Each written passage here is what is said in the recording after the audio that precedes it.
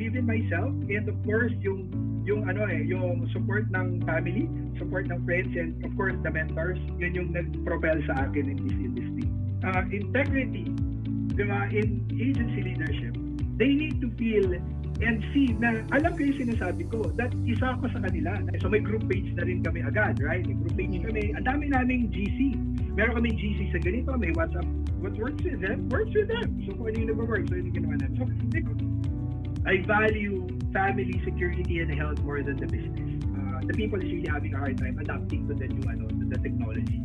That's normal. Now, then, pagdating ng pandemic, wala nang choice but for them to adapt.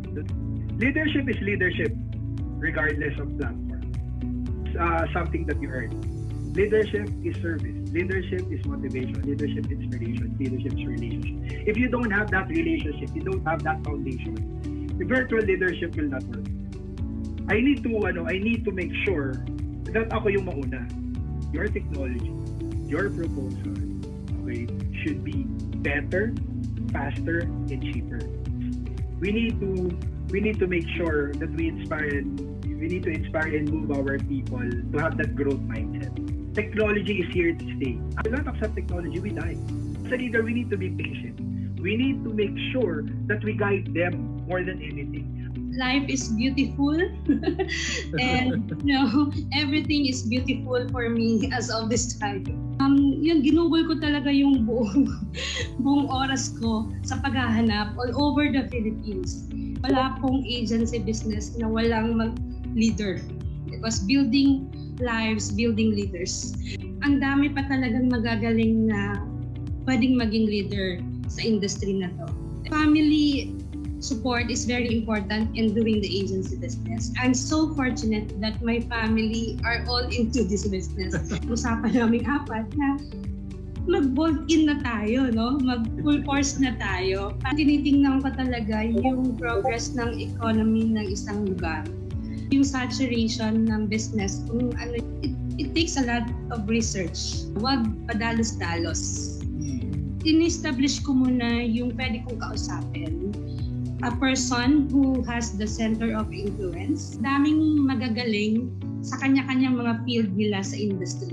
Hindi pwede dito ang atras abante. Because if you have a deep faith, nothing is impossible. So believe. Boss Ivy, God is so good that He gave us this all the blessings that right now the family, while there are businesses that were badly affected in these pandemic times, we also know that there are so many businesses that are flourishing.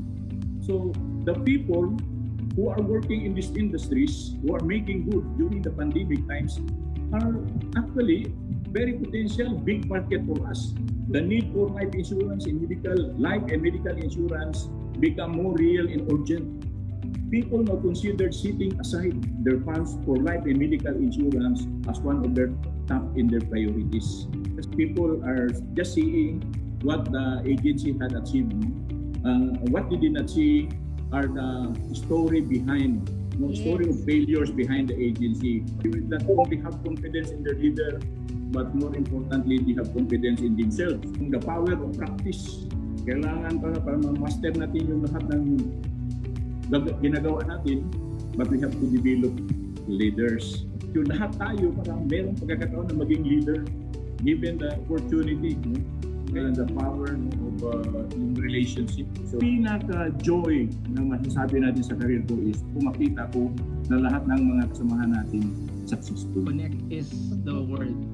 Why connect? Because we need to connect to them differently, and in a way we need to connect so that we can manage them differently.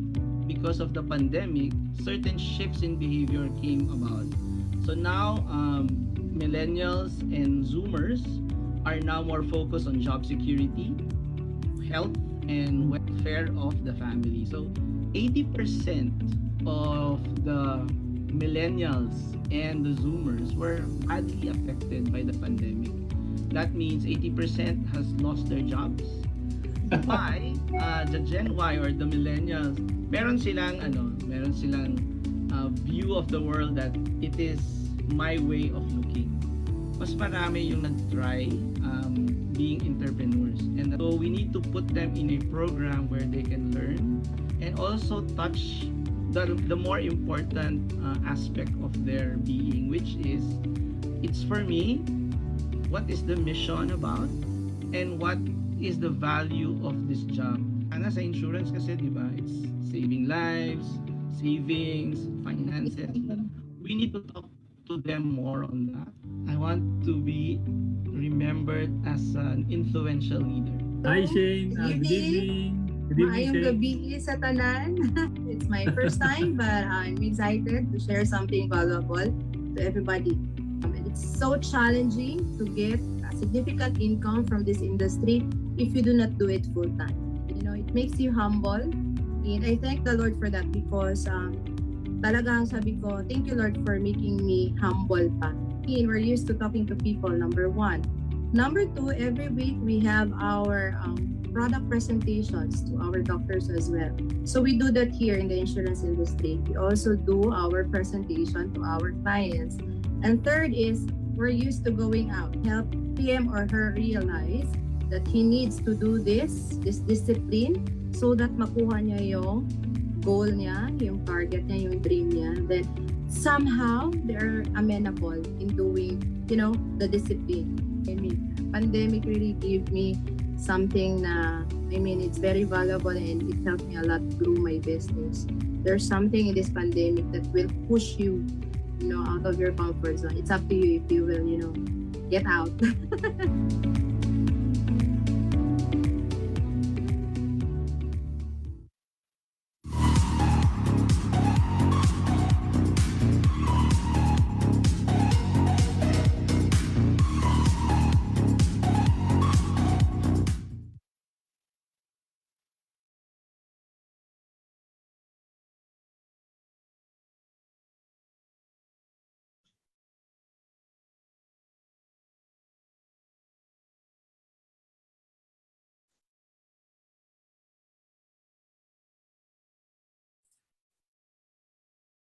Good evening. Good evening, Jay. Good evening, everyone. Welcome to our penultimate episode for Season 1, entitled Building a Winning Team by Developing from Within. Tonight, we hear another path to success in agency building, harnessing the potential of the people within. But this particular story has an added dimension given the ups and downs in the inspiring journey of our guests. Maayong gabi, Mr. IB, and to our audience. Maayong gabi to all those who are watching us tonight from the islands of Visayas and Mindanao. Welcome again, everyone, to Leaders in Action, your weekly Thursday 8 p.m. habit. Thank you for joining us in this rainy evening. Balita ko, Mr. IB, napakalakas ng ulan dyan sa Manila, Yeah, no? At sa ibang lugar ng Luzon. So please, everybody, take extra care and be safe and stay dry. Mr. IB, ang ating guest tonight is from Cebu. So kaya medyo mag-i-inject lang tayo ng konting Cebuano. Gamay lang. Tonight is going to be another interesting and lively discussion as we tackle an obvious yet tricky approach to expanding one's team, developing leaders from within. We will be joined by someone whose journey to the top has been far from being smooth, but his resiliency and tenacity has given him the edge to overcome obstacles and made success for him and for his team within reach. But before we call on him, Leaders in Action would like again to thank Ms. Shane Perez for her generous sharing last week. Yes. Shane proved that activity management should and can be put in place to produce consistent results that meet not only the advisor's personal goals, but also to support the agency and the company's overall objectives. And Shane reminded us that in any business, problems will always crop up. But when the leader has a solutions mode mindset, then he approaches those problems with eagerness and excitement because he or she already has a solution in mind. She further emphasized as well that a leader's true measure is not necessarily the size of the followers, but the number of leaders he or she developed, which actually leads us to our topic tonight, developing leaders from within. Indeed, Shane provided a lot of very good insights last week.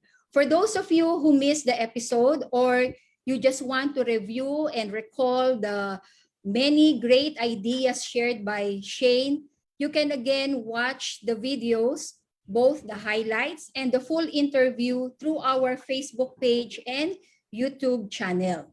But for tonight, we will tackle, we will go deep dive into the wonderful but challenging world of leader promotion and development from among those who are already within your organization. It may seem to be much easier and more convenient to do this, to take this route. But when you ask many leaders, most of them will say otherwise. That is true. Kasi most people do not usually step forward or readily raise their hands to be leaders, especially when they are already very successful as personal producers, or when they see their own leader having a difficult time managing the team. Developing leaders may entail a detailed process and requires a lot of patience. Kaya naman, Mr. IB, we are very glad to have with us tonight someone who has a very strong and solid track record of success in developing leaders from within his own organization. There must be both an art and a science into it, plus an attitude that never gives up. That last item of not giving up is something that I am so sure our audience will love about the story of our special guest. Alam mo, Mr. IB, I have to admit, I was surprised and intrigued the first time I read the information that he sent us about himself. Kasi normally, what we write on our biodata are all positive.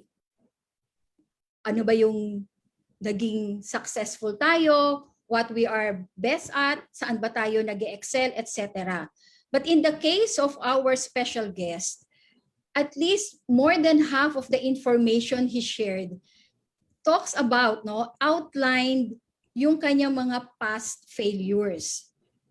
Nag-fail siya dito, nag-fail siya sa gano'n, nag-fail siya dito. Something na hindi siya common. That's why I am extra eager to hear his story tonight. So dear agency leaders, to share with us all about second chances and to help us understand the path to form a winning team by developing leaders from within, please help me welcome our very special guest tonight, AXA's #1 branch director, a Hall of Famer, AXA's first and only Gamma Master Agency awardee, and a pride of Cebu. Let us welcome Mr. John Leonard Tan. Good evening, Jay. Good evening, IB. And good evening. Shout out to mga taga-Tan Dynasty and Aksan. Of course, to all my friends in other companies. Good evening to everyone. Nice to be here. Nice to be here. Good evening, John. And again, thank you for accepting our invite to be our guest tonight. Salamat. Thank you. Thank you. Salamat. Oo, daghang salamat at magandang gabi, John. At welcome to Leaders in Action. Bago ang lahat, giunsa ka naman. How are you? Okay, okay kayo, okay kayo. So I'm happy to speak in Bisaya, no? Kay daghan nga taga Cebu diri og mga taga Mindanao. So Yes. Pero gamay-gamay lang tayo dyan kasi na din tayo mga tiga Luzon. Basig di sila kasabot. yes, I'll be talking na lang in English and Tagalog. Di ba? Yes, please. Sure, sure. Bahala na magkarong grammar pero okay lang yan.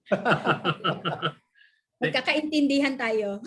Yes, yes. Once again, thanks Jan. But to begin our conversation, pero bago mo i-share yung iyong fascinating journey in our industry, tell us something first about your current team. How many branches do you have? How many units do you have? And yung total number of your advisors at kung saan-saan sila nag-ooperate. Sige, yung team ko is composed of both agency and meron din akong franchise ng AXA which I call the Tan Dynasty group, no? And under the whole umbrella, merong 2 branch director under the agency side and meron ding corresponding branch heads, unit heads and financial advisors, and they are a very successful team din. And on the other side, I have the Tan Dynasty group which is under my GA, no? Pag sa ibang kumpanya tinatawag natin GA yan. So yung Tan Dynasty franchise under the team is 10 branches, 10 branch heads.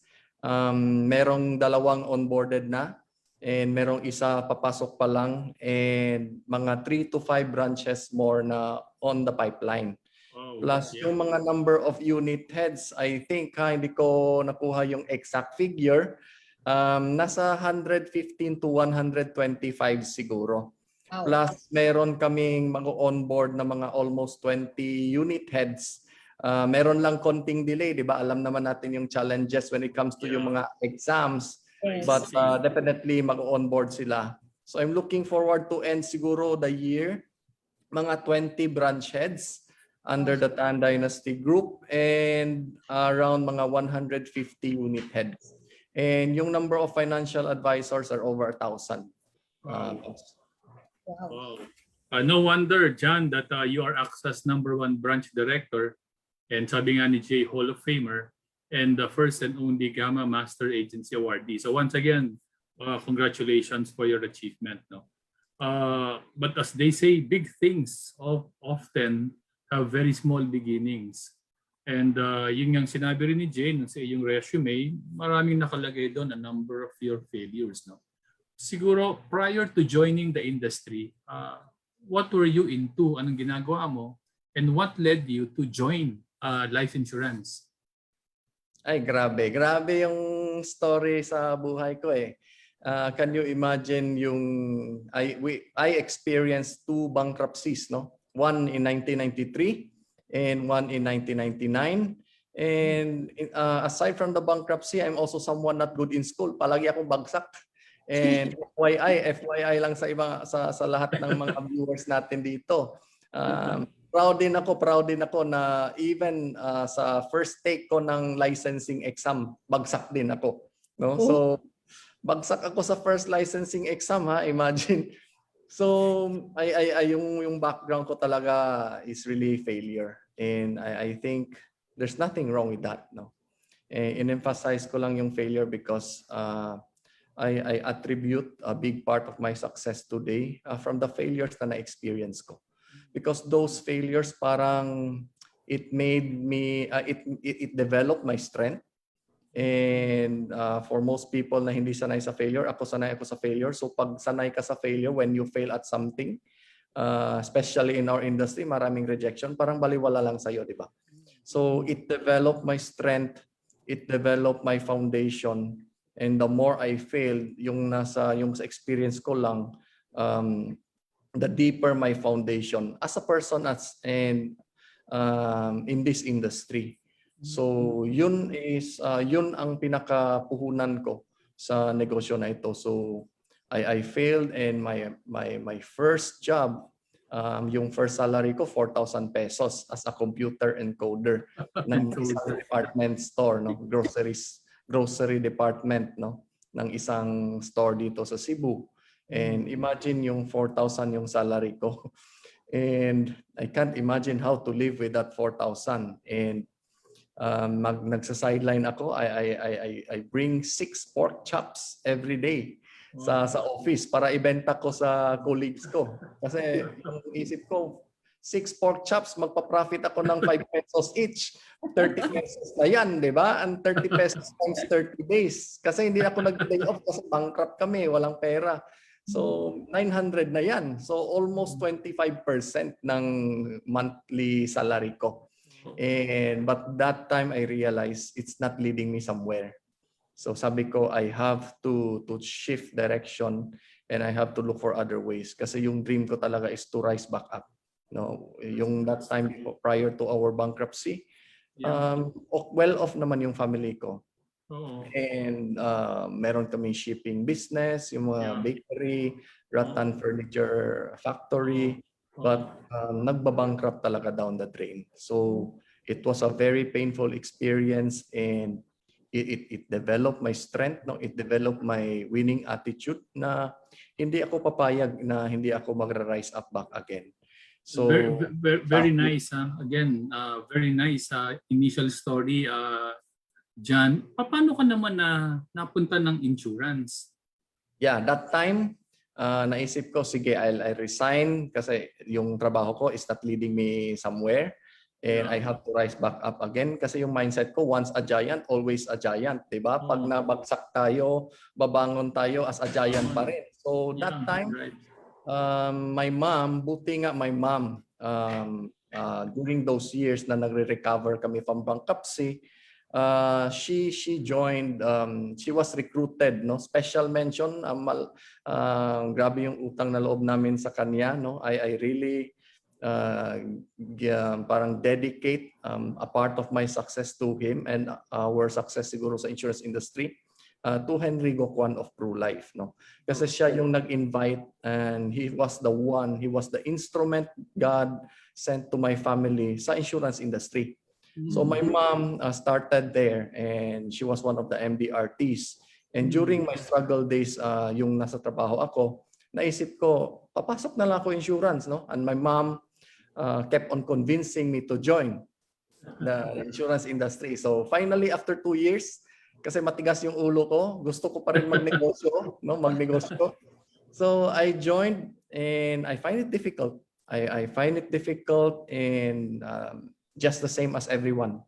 When we go into this industry and we get rejected and we find it very difficult to sell, biglang nasa isip natin, nasa mind natin na I think this business is not for me. No, ang tao normal na attitude. Yeah, bilis natin magsabing it's not for me pag nahirapan tayo.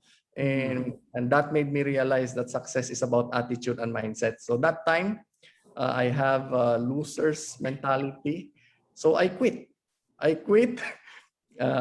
tried joining the non-life industry, and I still failed. I quit. So naintindihan ko lahat na nag-quit and lahat nagpa-fail. No, it seems like there's no tomorrow.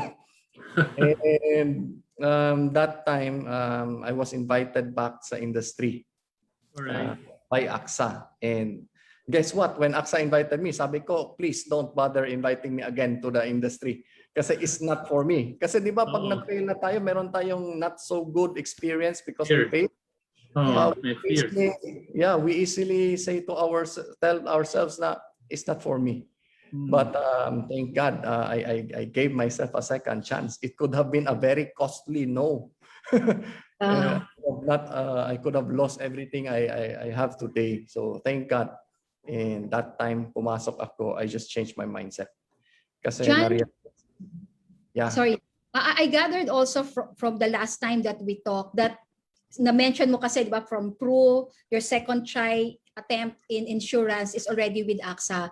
But what I gathered from our last discussion was that this wasn't also a bed of roses for you, at least not during the first 10 years mo sa AXA. On hindsight, can you share with us what do you think are siguro top 2 or top 3 reasons why you were not as successful then?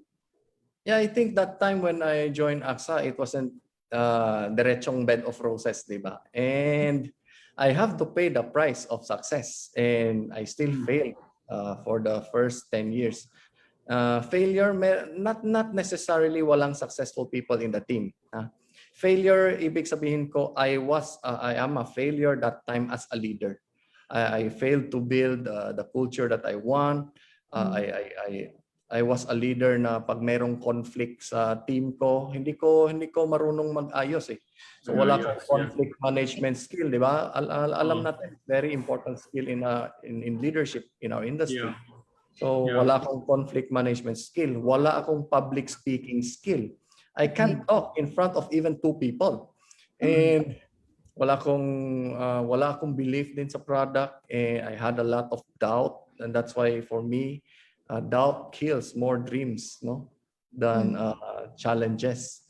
So yun, those are a few of my struggles that time, and I think yung ginawa ko lang is kung ano yung weakness ko. I made sure doon din ako magfo-focus, mag-develop sa sarili ko. Because I know leadership is something you have to earn, you have to learn. And true enough, I use all those failing years, difficult years. No, I use those years to really develop and gain wisdom in leadership.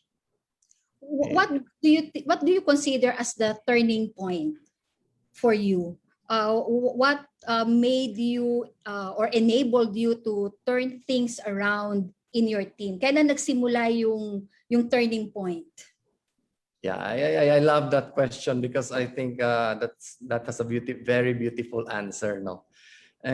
Yung turning point ko, maalala ko lang is that time when na-realize ko I was a very bad, and then hindi ako effective leader.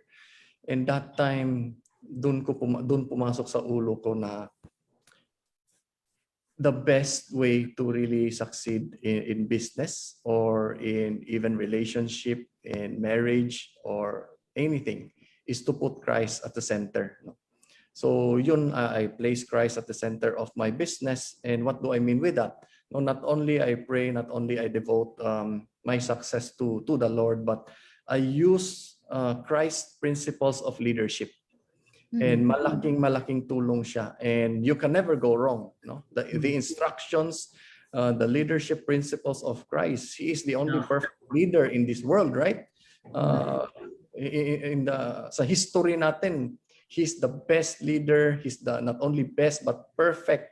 So I use those principles. So nakita ko when you check the Christ leadership principle, very humble siya, di ba? And people's first siya na leadership. So talagang pina-prioritize yung mga tao. Next is yung very humble siya. When it comes to conflict, siya yung uuna maka-humble down. So yun din ang ginawa ko eh. Every time may conflict ako, hindi naman natin maiwasan, no? So I always make sure yung promise ko sa team ko, whenever there's conflict between me and you guys, you can be assured that I will always be the one to reach out to you the first. And next is yung lead by example, di ba? Yun naman ginawa ni Jesus eh. Lead by example and live with integrity and focus on the mission first. So these are the few things na natutunan ko when it comes to checking kung ano yung mga principles ni Lord, no? So ginawa ko siya, in-apply ko sa business, and I think that's the best way to put Christ at the center of your business. So true enough, wala naman akong na-attend na parang leadership training that time. And as simple as that, and even including conflict management, yung result perfect talaga. Yeah, very very well said, no, John. Indeed, no, kapag ang sinunod natin talaga is the Christ principles of leadership, no, we will never go wrong.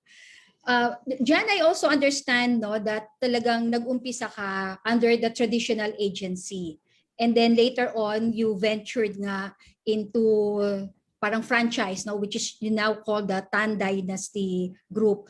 Can you again, for the benefit of our viewers, no, kasi most of our listeners nasa ano sila sa traditional agency, no, so can you briefly discuss the similarity or the difference between that two structure of yours? I think wala namang difference siguro when it comes to structure. Yung difference lang siguro is my responsibility.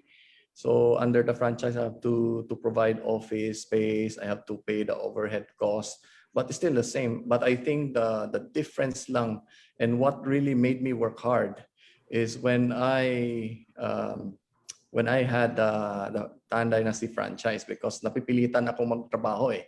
Walang choice. Hindi ako magtatrabaho, wala akong pambayad ng rental, wala akong pambayad ng overhead. So patay ako.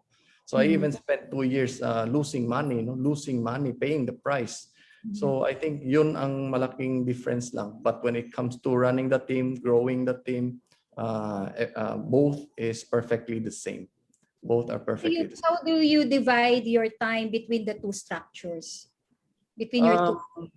Dividing the time, hindi naman not that much, because I was with the agency team 100% prior to I had a franchise last 2009. And when I had a franchise, timing din na promoted din yung agency team. So in a way, they're also running their own show na. And it gave me a chance to also focus and develop more on which is very crucial to me, which is the franchise operation. Kasi if walang performance, lugi talaga. Okay. John, when you started with AXA, you were an advisor.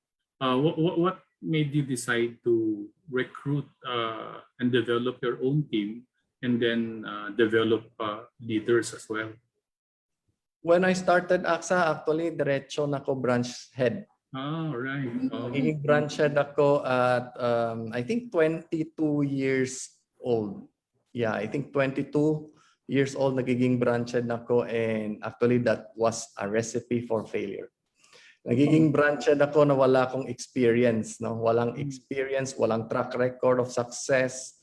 Walang wisdom, and I still starting pa sa insurance industry, and I was given the leadership role. And wala nga akong management skill, wala akong leadership skill, paano ka mag-succeed? So that is actually one of the reason I paid the price doing trial and error, failing forward for in my first 10 years in AXA. What made you decide na pure at the start organic leader development, hindi ka kumuha sa labas? Yeah. Yung that time na napansin ko, not only me but looking leaders around me, parang nakita ko a lot of people merong mga weak lineup of unit heads. No, pag weak yung lineup of unit heads, yung skill, yung implementation natin, yung strategies, initiatives, everything cannot go down to the advisor level. So mahina if our leaders are weak, and it will domino effect towards the advisors. Correct, so what I did last 2012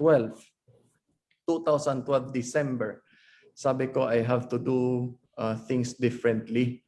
So sabi ko, I'm gonna go back to basic and magre-recruit ako muna ng mga financial advisors and develop them, make them succeed as a financial advisor. So I even call it the perfect 10. So naghanap ako ng perfect 10 na magiging MDRT, and sila yung gawin kong unit heads. And true enough, hindi naman MDRT lahat yung 10, but they were star performers, and eventually they became unit head. And that is why sabi yung organic, no, yung promotion from inside, doon ko na realize very big difference, no, because these are people who already know how to sell, right, and these are people na meron ding track record of success. And what I did as a leader na I gained the track record first before I succeeded as a branch head. Yun din ang pinagawa ko. So they followed the same footstep, no, back to basics, start as a financial advisor, which they have a privilege. Ako wala naman akong ganon na privilege. I started as a BH. So they started as a financial advisor, and they succeeded as a financial advisor. So yun ang parang confidence nila. Kasi take note, yung unit head or agency manager in other companies, yung title na yan, Yung Yeah. very crucial is not only recruitment skill. So what I require to all the unit heads is really selling skill. Selling Very skills. important. If you have a very strong background on selling, you can control the business. You can activate your people. Kasi kahit JFW lang gawin mo, Kaya mo yun. Yeah. go sale, di ba? So selling skill is very important. That's why yung percentage yung nakita ko rough estimate lang. Pag organic galing from advisor, 80% success rate, 20% failure rate. If you get a person outside and gawin mong head agad, of course, meron namang chances for success, but the success rate is 20% and the failure rate is 80%. So yung tanong natin next is, what's the difference between organic and inorganic? Actually, na-realize ko yan. Actually, the only difference is selling skill.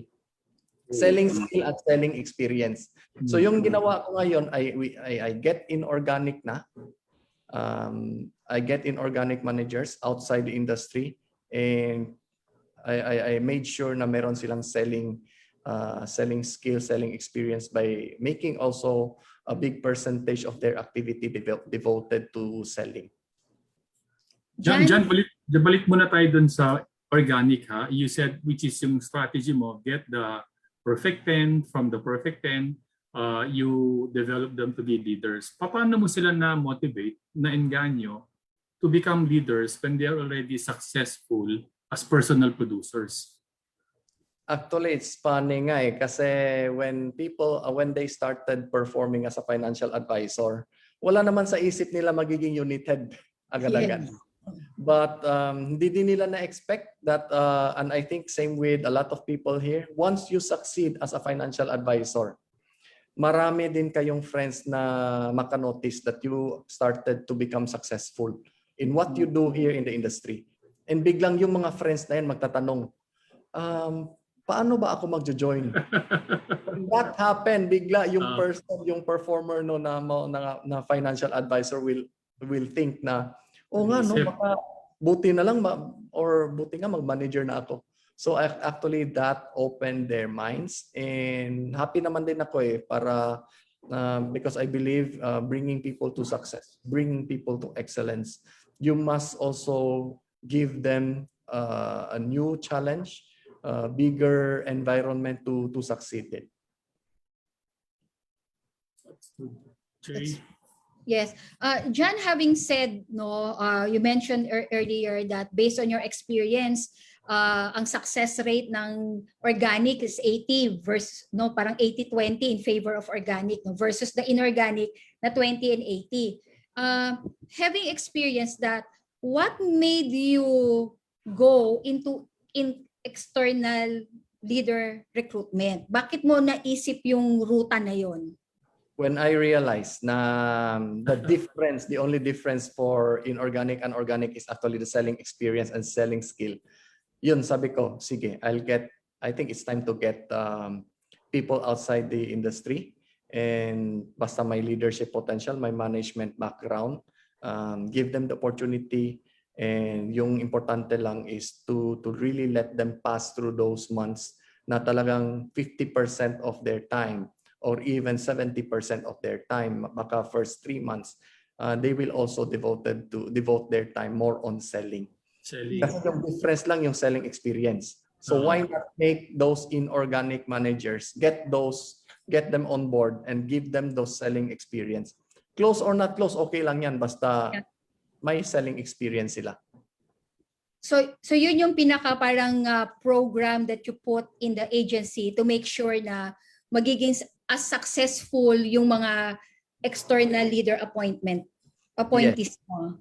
Yes, and of course to support all those to support that direction, I also made sure that meron kaming implementations in Tan Dynasty that will really give more time for the leaders, will free up more time for the leaders to really focus on recruitment and activation. So we have a lot of pre-onboarding processes, mga startup sessions. Kasi yung startup session namin, design siya na pag mag-yes siya after recruiting, meron na siyang sessions up to the coding time. No, kasi Okay. very important 'yan kasi mapansin natin 'di ba when we recruit malaki din yung attrition. Maraming hindi aabot ng coding. So ina-address namin, so meron kaming startup sessions and at the same time meron kaming recruitment na sessions 3 times a week. So that will encourage the advisors of the leaders and of course the leaders themselves to focus on recruiting people. And I run learning sessions for the whole team every Monday para agad-agad ma-inject ng skills for the knowledge. No, kasi importante sa business lang is know-how. You just teach people how to do the business, and that was a successful blueprint. Pero yung ganon hindi pa kami contented. We keep on asking ourselves what's next. No, anong pang magawa namin to go to the next level. So what's the estimate success ratio mo ngayon sa external leader recruitment mo? Kamusta naman yung kunyari lang from 10 na pumapasok, what percentage ang talagang tuloy-tuloy? I think the percentage I wasn't able to reverse naman to make it talagang 80-20, same with the organic, but I managed to increase that to I think 40%, and then I think the number is still continuously increasing. So dahan-dahan the more we understand kung ano yung kailangan namin ituro at saka ibigay na suporta to the upcoming inorganic managers, dahan-dahan in-implement namin. Would you think, John, that your success in organic leader development is a big factor on how you are also succeeding in your external leader recruitment? Yes, very, very big factor. I think ultimate importance. Kasi when you have strong leaders aside from yourself, you can easily multiply, diba, the success, the result. So I think I cannot do it alone. So it has to be big credit to all those branch heads and great unit heads under the team. So sila yung they were the one who continued to develop the culture, to maintain to pass on the culture to everyone in the team. Okay. John, you mentioned that one of your secrets to success in developing leaders is yung ensuring that they have a strong selling background, diba? Now, in addition to ensuring that they have that set of skills, is there another development program that you yourself are giving to your leaders, unit managers? Yeah, I think the program I have for that is actually our Monday meeting. We call it Monday Impact, and the Monday Impact, I run it personally to share my experiences on how to really sell, to how to effectively sell. So yung I'm just so happy and thankful na dumadaan ako on those days that I'm also heavily selling, no. So I know how to recruit and build a team. I think one of my greatest siguro asset now is my selling skill.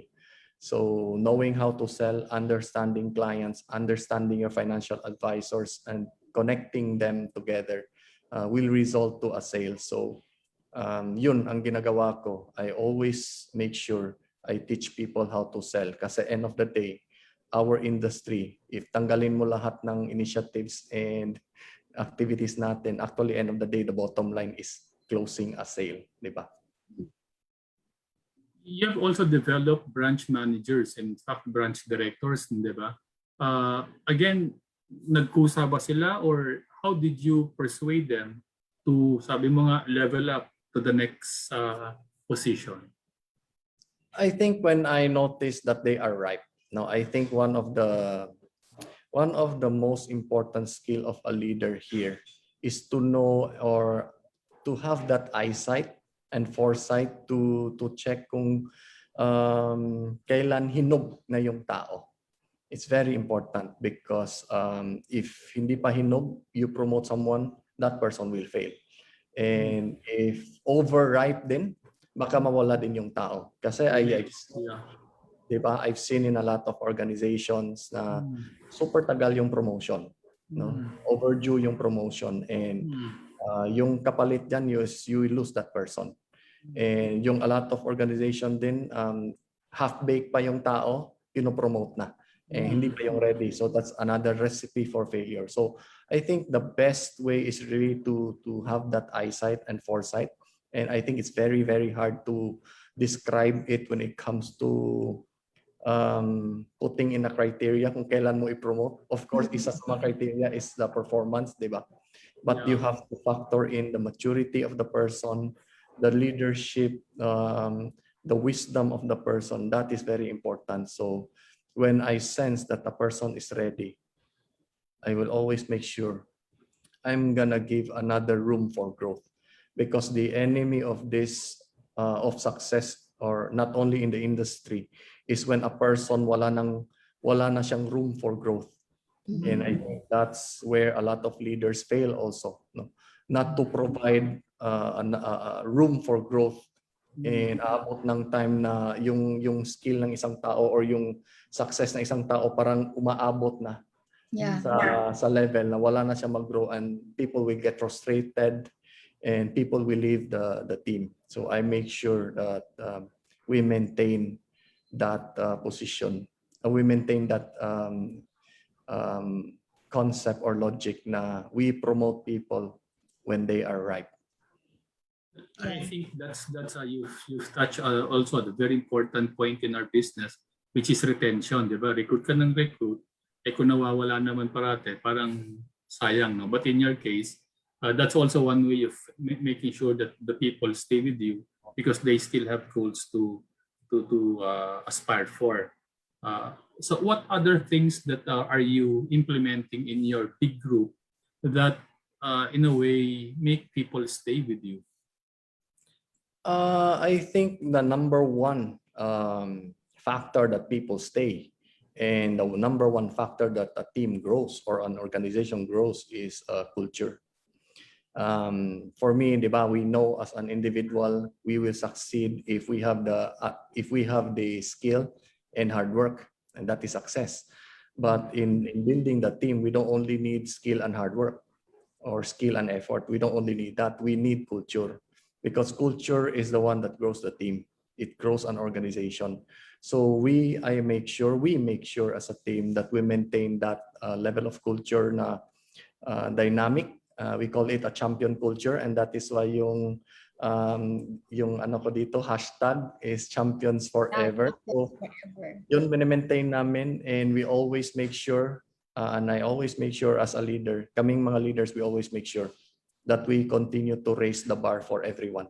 People love to go for higher challenge, di ba, in life. Pag wala na kayo, pag hindi na, wala ka ng challenge mafe-feel, you're not challenged, wala na, maboboard ka na, and magiging stagnant yung tao. So for me, we have to continuously grow as an individual, as a team, and also yung performance natin sa negosyo na ito. Yung brand mo dyan, Tan Dynasty, no? Does that give you a lot of pressure? Hindi naman. It gave us actually a lot of advantage. Pag sa Tan Dynasty, even that time maliit pa yung grupo namin, akala ng mga tao yun ang champion team. That's true. Ang tawag pa nga, meron pa ako nabasa, ang tawag Nagiging self-proclaimed emperor ako eh. Oh.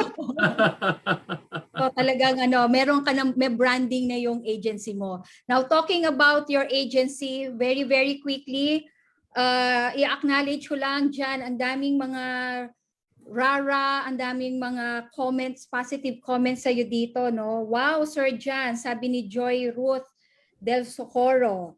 Proud to be Tan Dynasty, sabi ni Joy Yap. Amen, amen. Proud to be Tan Dynasty, sabi ni Dave. Ang dami, no? So baka hindi ko na sila mabasang lahat, no? But everybody, no, from Luzon, Visayas, and Mindanao, hindi lang mga taga Cebu ang iyong audience at mga cheerers mo? Because I understand meron ka ring mga groups sa Luzon, no? And you also have groups in Mindanao. So lahat sila ay nagro-root sa iyo. So dear leaders, please continue sending your comments, no, for our guest. I'm sure he will be able to read and respond to your comments after the program. So Jan, just to continue since kumukonti na naman yung oras natin. Talking about, you mentioned kanina yung importansya ng culture. It's very obvious that the leader development culture is very alive, no, very present in your team. How are you able to make them embrace this culture? Do you have a specific program to promote this culture in the team? Wala namang specific program and initiative. I think it boils down if you have the right people. Because when I started during my last rebuilding ng Tan Dynasty last 2012 December, I changed my formula in getting people. So di ba pag mag-recruit tayo, meron tayong parang listahan kung ano yung criteria. Checklist. I simplified the checklist. No, I simplified the checklist. So yung tanong ko lang sa akin, if I'm recruiting someone, yung tanong ko sa akin is, if that person sells to me insurance, am I gonna get a policy from that person? So pag check yan, okay na yan. And then yung next question is, do I like to work with that person? So do I like to work with you? So that is very important. When you start getting people you like to work with, for me, that is the beginning of culture. Okay. And true enough, when I got people that I love to work with, and lalong nagiging productive ako, and lalo ding nagiging productive sila, and we started to be very proud, and nagde-develop kami ng good relationship, business relationship, and even more than business relationship, no, more than a friend, parang family kami. So once that happens, culture and relationship, amazing. Parang it is very contagious. It's very contagious and nahahawa yung lahat ng tao. And then when we inject standard, kasi yung sabi ko sa mga tao, if wala kang standard, pag mababa yung standard mo, you will attract the wrong people. Yeah, that's true. And you will eliminate the good people, di ba? The right people. But when you have a good standard, that's why yung message ko sa mga leaders dito na mabibid pa ng team, huwag kayong matakot maglagay ng strict standard of excellence. Because don't ever think, pag stricto kayo, mawala yung tao. Kasi ganun di ba? When we build, pag wala pa tayong tao, takot tayo maggawa ng guidelines, rules, parang measures of success. Takot tayo because we don't want people na mata-turn off. But actually, when you do that, you'll be attracting the wrong people. But when you set the right standard, you will attract the right people. And that's what we did. With the right culture, relationship with each other, and the right standard of excellence, which is the championship culture namin, we were able to grow and grow and grow up to today.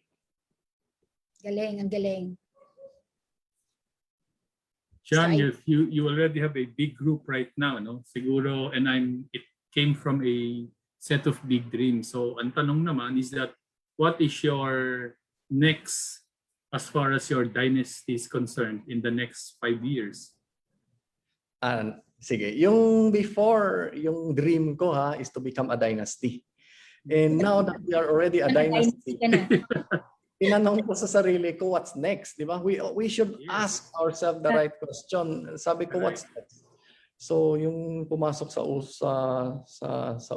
ulo ko is, we have to be a dynasty of dynasties.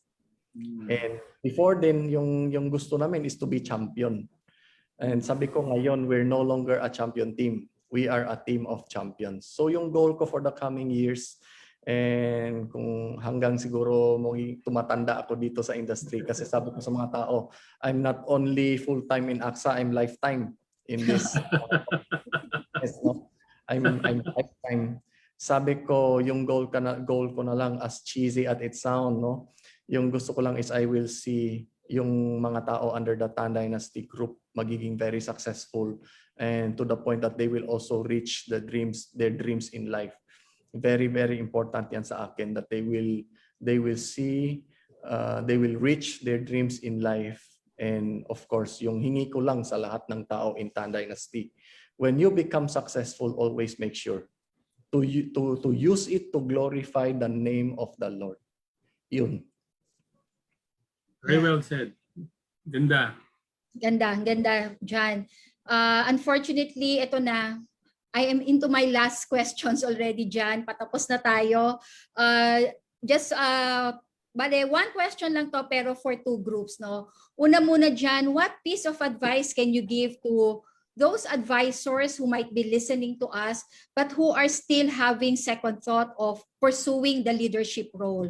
And then yung second group naman, what piece of advice can you give to those leaders who may not be as confident yet in taking the next step, no? For being a UM, hindi pa confident maging agency manager, or kung agency manager, not yet confident to become a district manager or a branch director like you. What piece of advice can you give to these two groups?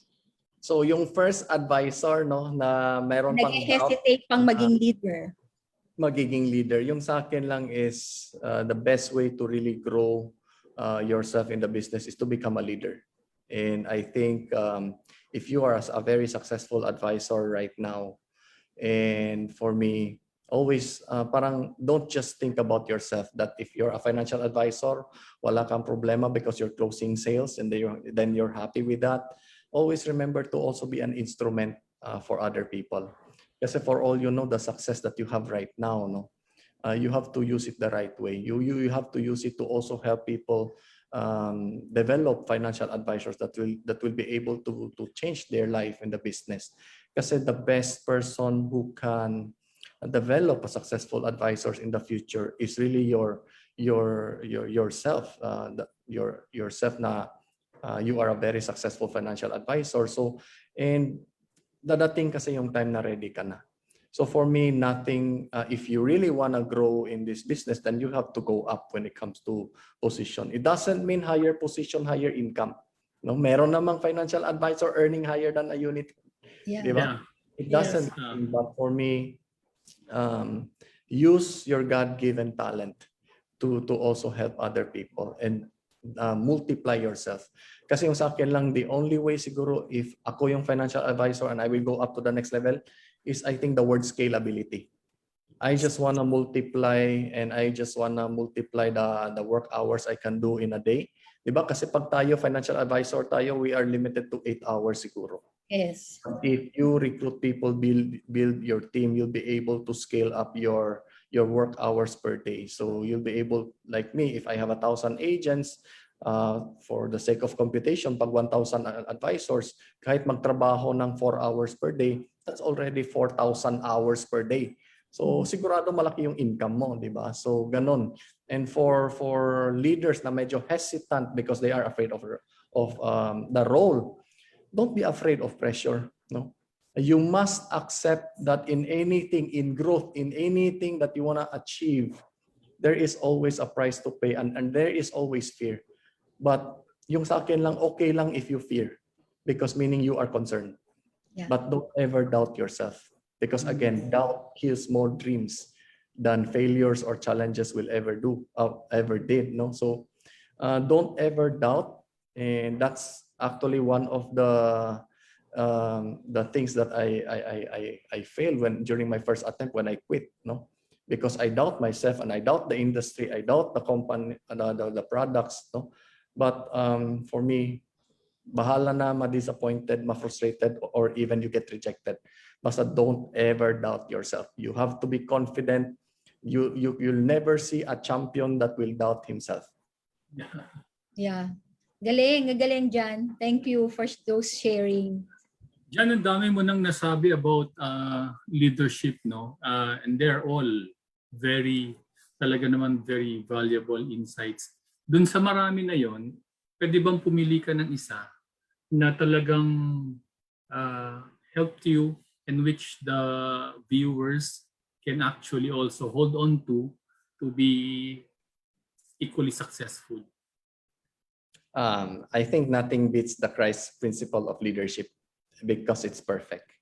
I can really say it's perfect among all the perfect things, perfect guideline, perfect rule, perfect strategy.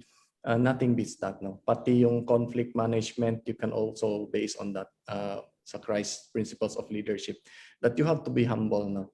And even siguro in growing up or being someone that is already a champion, very important din to exercise that humility factor in Christ, no, that kasi yung nakita ko a lot of successful leaders when they reach the top biglang downfall, and what caused the downfall is not lack of ability, because meron namang ability, is not lack of result. It's actually when people reach the top, lumalaki yung ulo nila, and that will cause the downfall, no. Yung pride will really cause a downfall of a person, and sabi naman ni Lord, di ba, God opposes the proud and gives grace to the humble. So yun nakita ko, and yun talaga advice ko, always be humble, guys, and because end of the day, yung success natin doesn't belong to us, galing yan kay Lord na binibigay sa atin, ina-assign lang, pinahiram lang yan sa atin yung success natin. Very good. Again, maraming salamat, John. Thank you, John, for all those wonderful leadership insights, no, and for sharing your story tonight with us. But we are not yet done until you have done the fast talk with us. John, I'll be asking you very quick questions, quick answers. So ready ka na sa fast talk natin? Oh, I never expected I will land on a fast talk, kasi yun din ang ginawa namin eh. Every time may guest speaker kami sa Tanday na State, ina-fast talk namin. So yun nga, do unto others. Yeah. What goes around comes around, John. Oh, so it's time now. You'll have a dose of this already. So ito na, para at least alam mo na ano ang feeling ng iyong mga kine-question, di ba? So game tayo? Game. Okay. Favorite sport? Favorite sport, basketball. Favorite part of the day? Yung 12 midnight. 12 midnight. Okay. Fine dining or eat all you can? Fine dining. Network or net worth? Net worth. Okay. Parasailing or scuba diving? Parasailing. Best place in the Philippines? Boracay. Trainer or coach? Coach. Favorite sleeping position? Side view. Side view. Ability or consistency? Consistency. Okay. Lights on or lights off? Lights off. Okay. Please complete the sentence. I want to be remembered as a blank leader. As a Christ-like leader. Okay. Oh, Jan, you survived the fast talk. Oh? Tapos na tayo sa fast talk. Jan, daghang salamat sa imong pakikuyog kanamo karong gabi. Malipayon kami, no? We're so happy that we have you as our finale guest sa aming season 1. All the best to you and to your team members as you continue to build not only managers but dynasty of dynasties, no? So and continue making a huge difference for our industry. Bye, Jan. Thank you. Thank you. Jan, Thank you. maraming salamat, ha. Again, we truly appreciate your time with us. Your story is amazing, and your example is really a shining one, no? So please continue what you're doing, and may your tribe increase a lot more, no, in the years ahead. Thank you and all the best. Thank you so much. Thank you so much. Shout out to mga taga-Tanday Dynasty dito, mga taga-AXA, and sa mga kaibigan ko sa iba-ibang company. Yeah, ang dami nilang comments sa iyo dito. Sumasabog yung aming comment section dito. Check mo mamaya, ang dami. Sige, check ko 'yan. Yeah, thanks, John. Thank you. Thanks, Jan. Salamat. Thank you.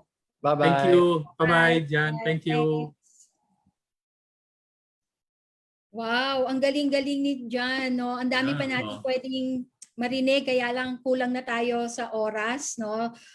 It was indeed really an empowering conversation we had with Jan. I knew from the moment I read, no, yung kanyang bio data that Jan has a very beautiful story to share, and that is what we heard from him tonight. Just like most of us, Jan wasn't successful the first time. He experienced several failures in each of the attempts he did, but he never gave up. Failing and making mistakes will always happen to us, but we have to be mindful that also we are given a second chance, even a third chance to make things better. What is important, as what Jan said, let us be humble. Let us be humble enough to accept our mistakes. Let us be clear with what we really want and what we need to do different this time. And just do it consistently and passionately. Dapat may gigil na sa bawat bagong pagbabago o bawat bagong pagkakataon na binibigay sa atin. Jan sharing also emphasized the importance and the wisdom of making people development the center of any growth strategy that we plan to do.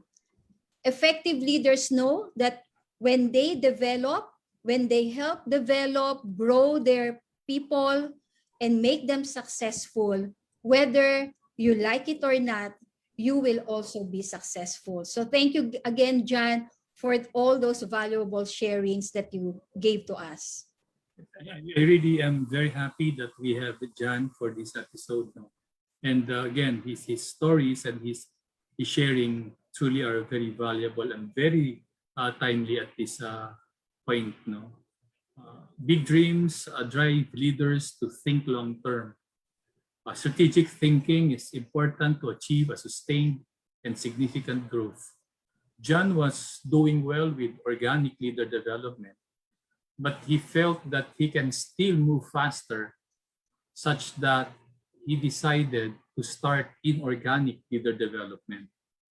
And then initially, he was inclined to recruit quality advisors and target the relatively higher net worth market. No? But again, he saw that the pace of growth was not what he wanted to achieve his ambitious goal.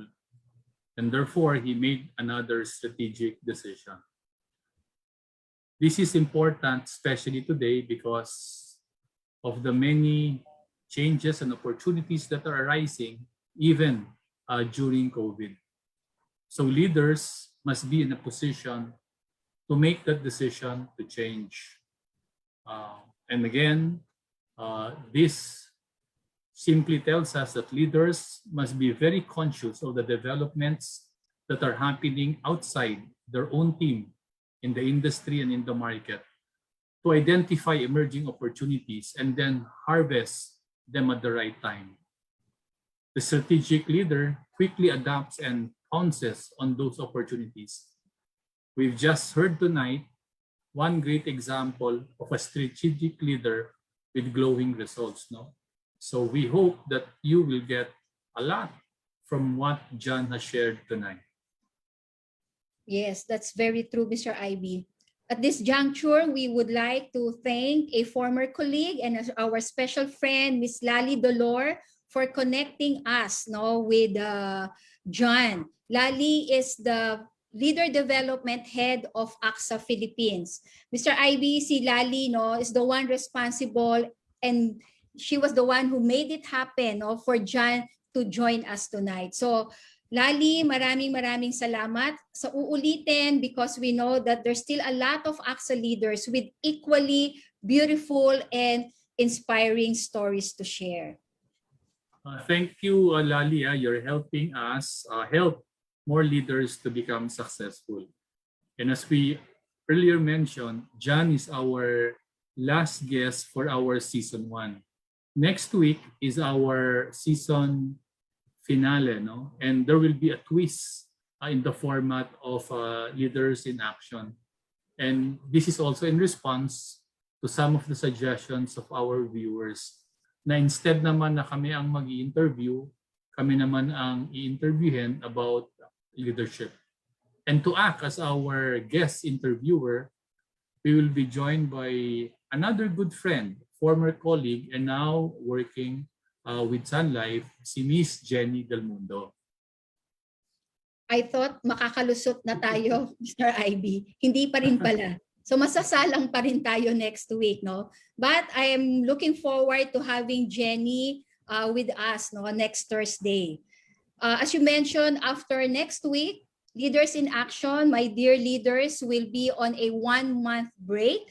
So wala po tayong episodes for the whole month of August. We will come back for our season 2 come September. But please continue to follow and like our Facebook page because we will be uploading new contents every week. No? So please continue to follow our Leaders in Action FB page.